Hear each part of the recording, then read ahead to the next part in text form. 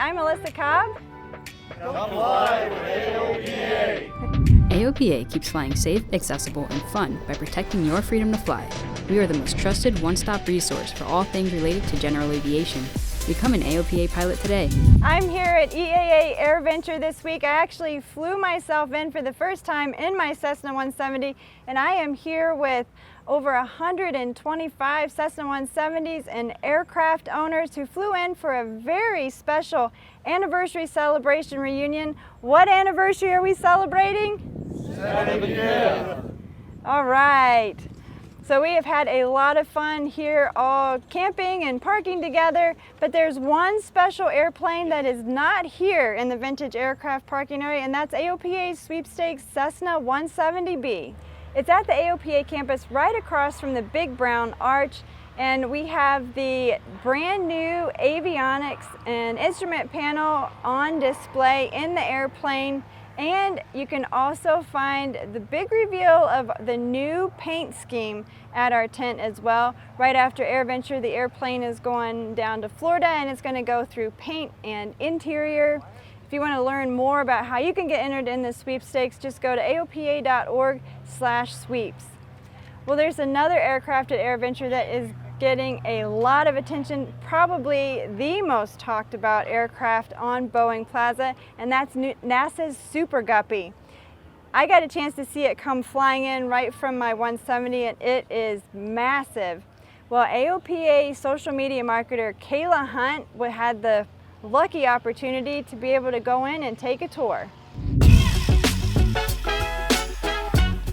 Okay, so we are here in line at the Super Guppy. I'm so excited. I never thought I'd be able to see this airplane in person, in the flesh. So here we are. Let's go get a sneak peek. All right, so we're here.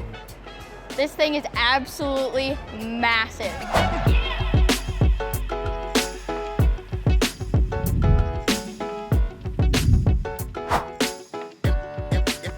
So I'm here with Ernie with the Super Guppy. Ernie, what do you do with this airplane? So I'm the lead engineer on the Super Guppy. Very cool. So where did you guys fly in from yesterday? We flew in from Houston, Texas. Excellent. And how long did that flight take? That was a 4.5-hour flight. 4.5-hour flight. What kind of speeds are you guys cruising at? So we're cruising at a whopping 250. 250. Hey, that's faster than the airplanes we flew in. Hey, okay, not too bad. Awesome. What's your favorite thing about this airplane? That is a really hard thing to answer, but probably its history. This thing has played a huge role in getting us to the, the places that we go with NASA. We're taking us to the moon. So Artemis, we like to joke that we flew it first in the Guppy in 2019 before it went and passed around the moon.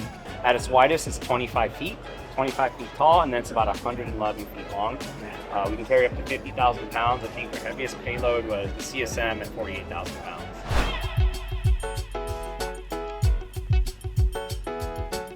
This is so cool. Oh my gosh.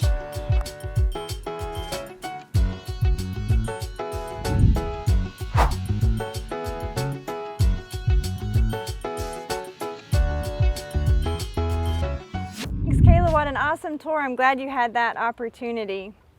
Well, the big news at EAA Airventure is about Mosaic. That's the modernization of special airworthiness certification. The FAA officially released the proposal on Monday. It's open for public comment for 90 days.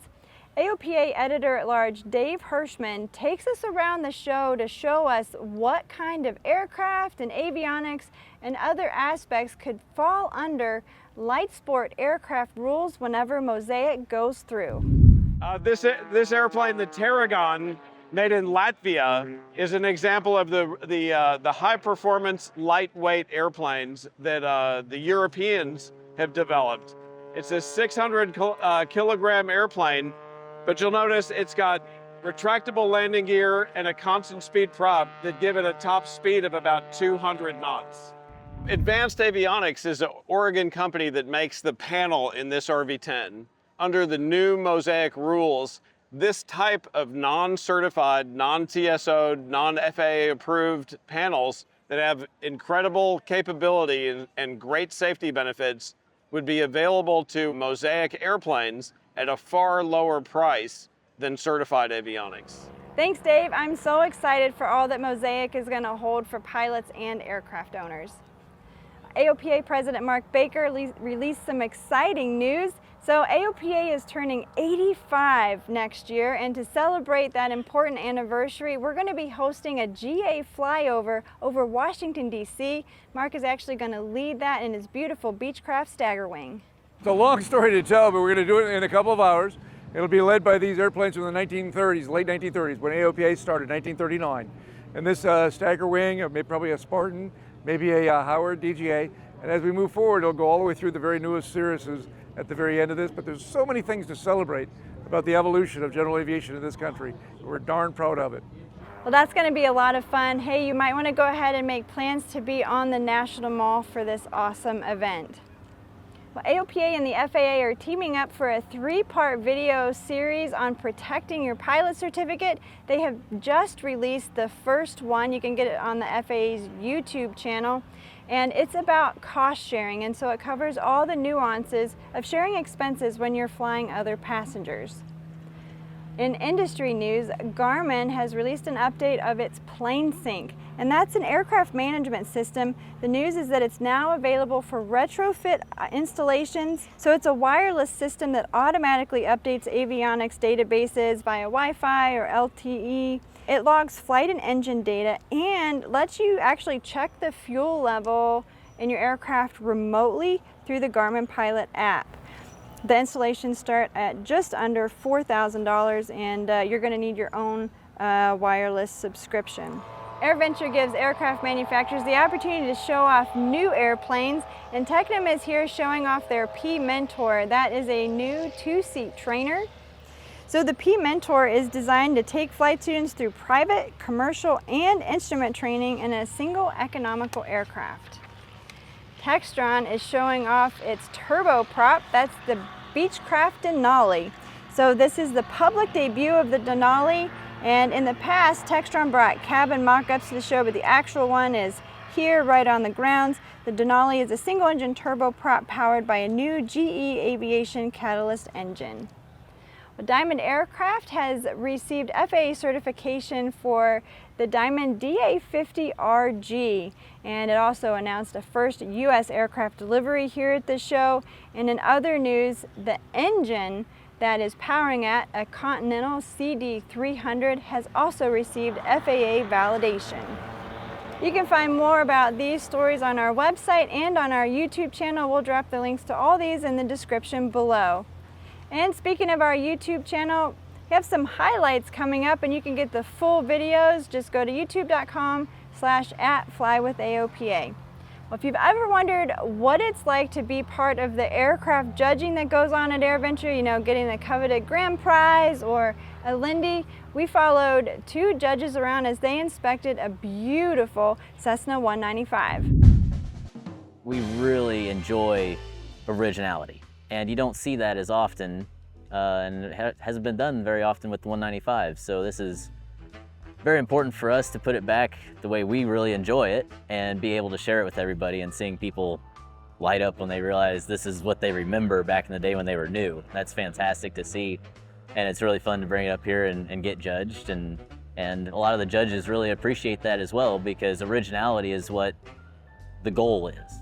The first thing on our judging list is general appearance. And when I was taught to judge many years ago, they said, stop 20 feet from the airplane and just look at it.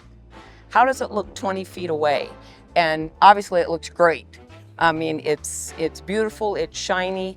And this is, I check for overspray on the tires, all these things that are underneath the airplane. While I'm under here, I check for dirt here. Oftentimes, depending on the airplane, you get a great vision of the rear of the engine from here for cleanliness. The next thing on our list is the cockpit. And we're going to look at the upholstery. And it is, of course, fabulous. It's just, the panel is beautiful, the upholstery is great, neatly done, it matches, tracks are clean. It just looks fabulous. We've already done the main gear. I'm going to go look at the tail wheel, and while I'm back there, I'll take a look at the tail surfaces, the vertical fin, the horizontal. Nice tail wheel boot, very, very nice. while I'm here. I just check the underside for dents while I'm on the ground. And I'm just checking for any defects here in the leading edge of the horizontal. This segway looks no dents. Next on the list is fuselage. So I just do a walk around essentially, checking for hail damage, cracked windows, discolored windows, and it just looks great. The last thing is wings and tail. We already checked the leading edge of the horizontal, and I hesitate to touch a polished airplane because you have no idea how much work that is. I like to check the trailing edge as well, make sure that there's no dents. We would judge it in the categories that we just outlined, in the divisions that we outlined: poor, fair, good, very good, excellent. And then the minus points for anything that isn't really original, isn't how it came out of the factory. You end up with a total score, and then you see how you did. We start with 100 points, minus the deductions, obviously, and that gives you your net score. And that is the score in which you are ranked. And there's nothing like experiencing AirVenture for the first time. Our very own video content producer, Jamal Warner, is here for the first time, and we followed him along to get his reactions.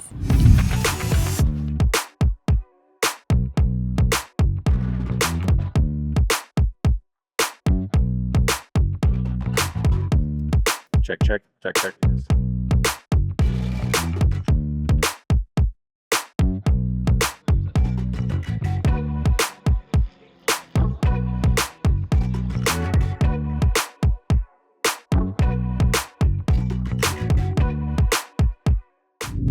Sydney Anderson has been coming to AirVenture for a long time. This year, she celebrated her 14th birthday at the start of the show, and she soloed a glider. So I'm turning 14 today, and I'm celebrating here at Oshkosh, and I celebrated by soloing a glider for the first time today. So I am a glider instructor. I grew up in South America in Colombia, and I soloed also at age 14 over the Andes Mountain, towed by my dad. Initially we were thinking about bringing the glider all the way up from Florida, and then we found a club, the Windy City Soaring Club, that had the same glider at K21.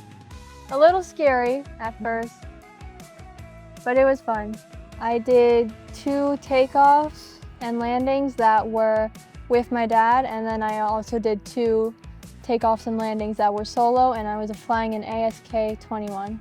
This morning at midnight, Sydney got her student pilot certificate through email and on IACRA, and the 100 different miracles that had to happen, including good weather today and a flight down there from Oshkosh to Chicago, all worked out well. But it's fun just flying around. I like catching the thermals, that's pretty cool. Just soaring around. The clouds are pretty cool. I also like going around my town and spotting different things that I see a lot from the ground and seeing what they look like up at the air, like my school and downtown and the airport and stuff. I like going around and looking at stuff. Well, happy birthday and congratulations, Sydney, on that wonderful milestone. Well, Roland Martin is about to have a birthday. He's going to be turning 100, and he came to AirVenture for the first time this week, and he shared with us his harrowing account as a B-17 pilot and being shot down over Germany. My name is Roland Martin. This is my first trip to Oshkosh, and I'm delighted to be able to contribute something to it. I really don't make a practice, it doesn't sound like a practice of talking about my World War II experiences. People seem to be interested. I might as well contribute something. I got out of high school. While I intended to go to college, I knew that I didn't have the opportunity, the time to do that. So I volunteered for the service. My father had been a World War I pilot. He had never been in combat, but he had gotten his wings. And you know, I sort of thought I'd like to be a pilot too, but this was back in the days, the golden days. Speed records were being broken daily, and altitude records were being broken daily. This was just a wonderful time in the development. And by the way, women were flying as much as men, and they could fly just as fast as any man could fly. But and they were an important part of air development. Your eyes had to be good, your health good, the rest of it. It turned out that I had something like 20/20 eyesight. My eyesight was superb. My depth perception was so good I could just go like this once, and it was bang on. Today, I have no depth perception today. I went to basic training in the desert in California, and then to Arizona. The reason why I was a pilot, a four-engine pilot, is I wanted to become an airline pilot. And my graduating class of 43A had 141 people, as I recall. And our trainers that were playing games with us said, as we all got together and got our wings and our bars, they said, how many of you want to be fighter pilots? 140 hands went up. How many want to be bomber pilots? One hand. I was the bomber pilot. I think that had something to do with when the time came to make selections of who they were going to train for first pilot, and who they were going to train as co-pilots. I was a first pilot, and my co-pilot was a frustrated fighter pilot. The training was almost more deadly than the bombing over Germany. I mean, we lost a lot of people in training. Ultimately, well, I made 9 missions, and once again covered by P-47s and Spitfires. No 51s were there at the time. They didn't come until after I was shot down over Schweinfurt, Germany, October 14th, 1943, and they called it Bloody Thursday. You can still read about it. German fighters shot down most of our airplanes. Flak shot down some. And we were on the bomb run. Our formation was pretty open when we were under fire attack, and we could maneuver a bit. But on the bomb run, you couldn't maneuver at all. You had to put your wing inside the next guy to him for the tightest possible bomb drop. And when we got a 600-yard bomb drop, that was considered to be A number one, believe it or not, from side to side with a whole group bombing. I was in the 525th Squadron. On the Schweinfurt October 14th bomb run, we were tight. There was no question at all that, by the way, there were no fighters because of the flak going up. It was very heavy. And I could look directly ahead of the plane, and there were 3 pops of black with red inside. They were 3 88 gun fires. Exactly my altitude and right down my lane. The next I felt was the plane jump as we were hit with another 88 shell. It knocked out both of the engines on the right side. And then as the group pulled away, we were hit once more, and the 2 engines on the left side were shot out. So I was without power. But I had to find out how my crew was before I bailed out. So I had my top turret gunner go back to the rear of the airplane, and I pushed the nose of the plane down, obviously very fast, but then found that we were under attack by a German Ju-88, and not a fighter, but they had forward-firing guns, and he wanted to make sure. I don't know that he could tell that the engines were out, but he wanted to make sure that we were finished off. So I was pushing, pulling back, picking up speed, 160, 170, back to 120, down again and around. Well, my top turret gunner could not walk back and get back to me. This was from 25,000 feet until we were about 2,500 feet, and he got back on his hands and knees, and he had been bumped and bruised, and he said, they're all gone. And by that time, I couldn't bail out. So I took the airplane in. And I'm not going to carry it any further than that because the story goes on and on and on. But it was a good landing. I'm a couple of weeks short of 100.